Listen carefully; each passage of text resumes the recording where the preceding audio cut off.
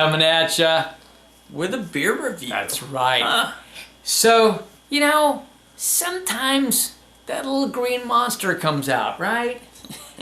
Yeah. He gets loose every once in a while. Not too often for me, but today he's coming out. So here it is. This is the Green Monster. Chris will give you the backstory. This one is a best after September 1st, 2014. And today, for date-wise reference, this is October 25th, 2015. So we've added another year and a month on there. Yeah. So fun backstory on this. He's got another bottle aging. Tell us a little about it. Yeah, so this is a sour ale. It's a wild ale, technically. 7.3%. So this one's pretty cool. So about 4 years ago, Deschutes Brewing had one of their first batches of Green Lakes Organic Ale, which is kind of a mix between a pale and an amber, right? So it was actually, people liked it a lot, but what happened was the pale got astray. So something happened in the brewing process. Had a strain go wrong, so the brewers decided to go and place some Brettanomyces in there. Yeah, and they put it in oak Pinot barrels and did all that jazz, and they waited for the transformation, and the brewers decided to refer to it as the Green Monster. And the name stuck. It stuck. But I mean, it's really cool. Like, I knew about it before it even hit the market. Guys were saying, oh yeah, they got this stuff. And like, I've had other stuff that I knew about that, like, on accident just sat in the corner, like 1 or 2 barrels that they forgot about, and then they just released it. Yeah. And they're like, oh, we'll just make this into a new one. But most of the time, you only see those things come out at the brewery right on tap. So this one, they went ahead and bottled it up as part of the Reserve Series. So we're going to go ahead and get this cracked open and see what it's like. What we get. A couple of years later. Oh. So they say, we can smell it. We're only getting the wax. It must have had a lot of pressure. It was already releasing a little bit. All right, we can smell it. Okay, so we're going to just put it to light real quick. Wow, that's kind of very effervescent, murky brown. And yeah, a ton of bubbles on the bottom of his glass. Let me get some more in this one. All right. This one's not as thick as it's an interesting aroma. All right, but you can see, I don't know what to tell you. Murky brown, light murky brown. That's all I got for you there. I'm going to just go for the nose right away here. All right, it's got a nice tan head, brown. Very...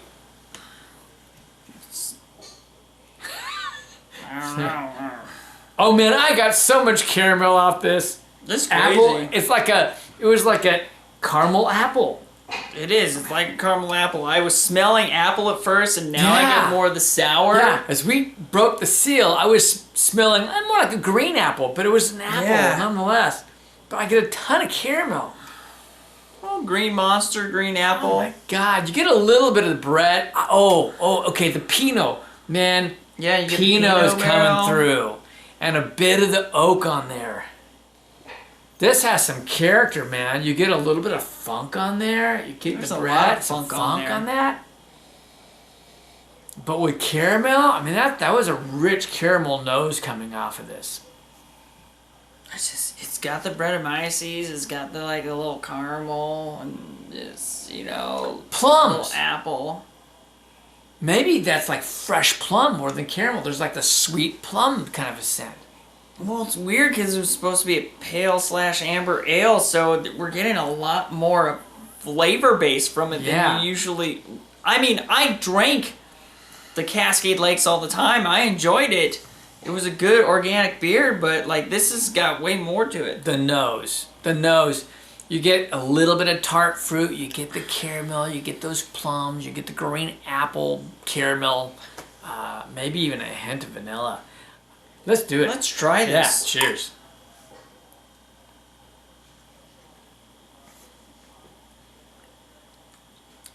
I like it.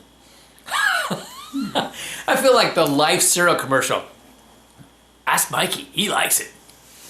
Yeah, it's interesting. It's an interesting sour. I almost got this light zing on part of my tongue like infection. But mostly it's the sour. And it's mostly like the sweet tart apple. We're talking about it was infected, and then they Yeah. barrel aged Yeah. it. So sweet tart apple, caramel, That's interesting. oak. I mean, that all the things that I said earlier, I'm tasting. You get the oak. You get a little bit of apple. You get the bread of ices. It's got some sourness to it. Enjoyable though. Like my face is kind of going, but I'm enjoying it. It's a sweet and sour. Yeah, it almost is Yeah. like I want to go get some Chinese now or something. Yeah. It's sweet and sour, but Nailed it. the Pinot. Sweet and sour. Yeah, but the Pinot, you get a bit of that Pinot, which brings out The Pinot Noir. Pinot. Noir. And the Pinot, though, I mean, so what that does is I think that in combination with the caramel taste and things gives it a plummy direction. But what I want to say is this is very complex. There's a little bit of vinegar. Yeah. It's very complex. Tony Yates would not like this. Don't have Violet sour a full Friends bottle West. to yourself. I think this could wreck your innards. I mean, it's like it's so sour and just it's like a delicious toxicness that I think one bottle could just obliterate. This is a dessert sour, though, I think. Kinda.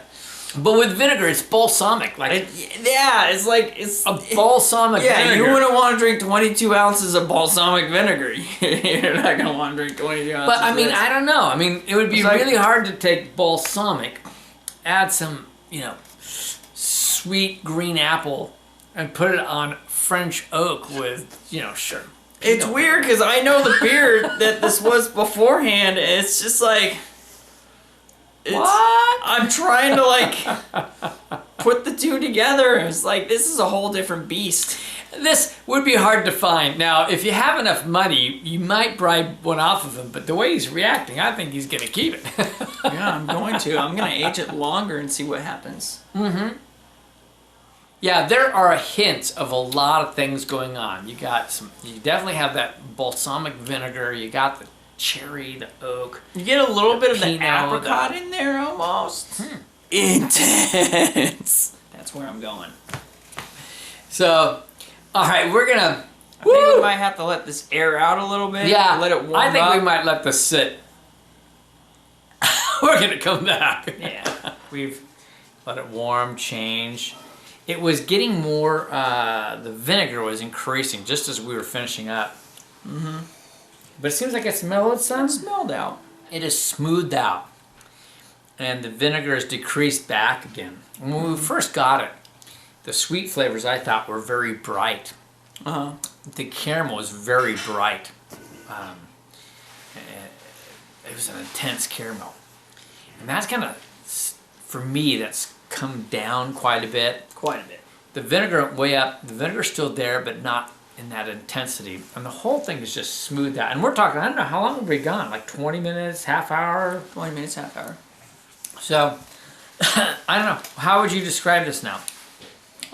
Pretty mellow, getting more towards its pale ale side. Slight amber-esque. It's going more towards its originality, its roots, and its, lending more towards the Pinot barrels in flavor. The sour isn't as prominent. But there's still this, like, nice, I don't know, toastiness along with that balsamic vinegar. Yeah. I think it's that oak character that's just carrying through very, very well. I can't say I've had a sour like this before. No, I've never had a sour like this. But that's not a bad thing. It's so different, but I am enjoying it. So, in terms of a wild out ale or sour ale, what do you think, and what kind of number? I mean, I've had some bad ales, and this one, it's like, it's got good qualities and kind of not so good qualities. I think that the, vinegar taste just really takes away from it. It's so strong and pungent in a way. And then You got the oak barrels and everything. It's really hard to concept. I'm just gonna say it's an average, like 85. I guess above average, 85. It's like nothing like, man, I really want to drink this again. And then it's, but it's got all those things that it was talking about going on. I think it's just intense. Yeah. I think it's very intense.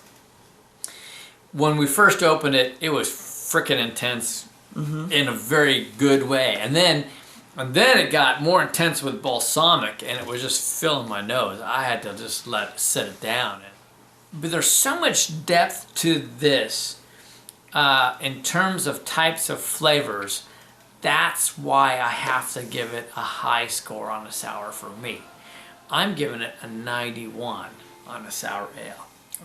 I think it is an excellent sour. Then what would you give it overall? Well, that's a different thing. The intense caramel at the beginning was fabulous because I love caramel. But with that high balsamic flavor, which is a mellow balsamic, and thank goodness for that oak and the Pinot, it's good, but I think overall I have to drop down. I have to give it a much lower score. I'm going to go down to an 84. All right. Well, then I'm not so far crazy. Like, for me, it's just too much vinegar, the wild ale, and all the interesting stuff. Like, it was fun at the beginning, but then like it's kind of turning in my stomach, and now it's just like kind of blah. And I'm gonna give it a 75. But the story's not over. So hold on just one moment. I was just thinking this would go good with some cheese and maybe some fruit, because the balsamic with some of that would be good. Go. So the food pairing. So I'm gonna give Christian a bit of cheese. Go cheese. And we're gonna just bite off this. Yeah, yeah, there we go.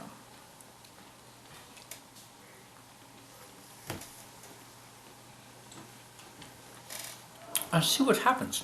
All right. I Probably just have cheese the pear. alone would be good.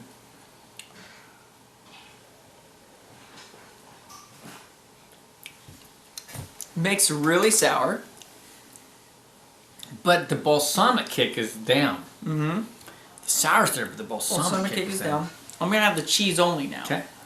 He's right. Just pear alone. The sour strong. What about with just cheese?